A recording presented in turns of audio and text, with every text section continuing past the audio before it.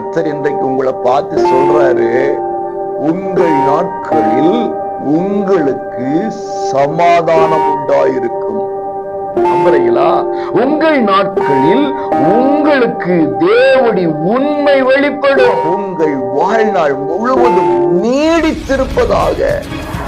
அன்பு உறவுகளே, நல்லவர் இயேசுவின் இன்ப நாமத்தில் மனதார வாழ்த்துக்கள்.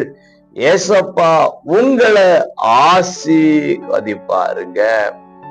ஏசாயா 39:8 என் நாட்களிலாவது சமாதானமும் உண்மையும் இருக்குமே என்றான். பிரியமானவர்களே, இப்படியாக உங்களை பார்த்து கர்த்தருடைய வார்த்தை நான் சொல்ல விரும்புகிறேன்.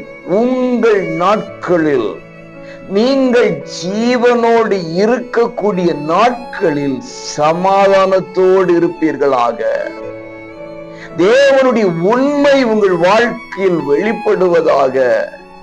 சமாதான குலைச்சல் எங்கும் பரவி கிடக்குது. யாருதான் இந்த சமாதான கேடு என்கிற விதையை விதைக்கிறாங்கன்னே தெரியல. உண்மையா என்னன்னு கேட்கிற அளவுக்கு இருக்கு.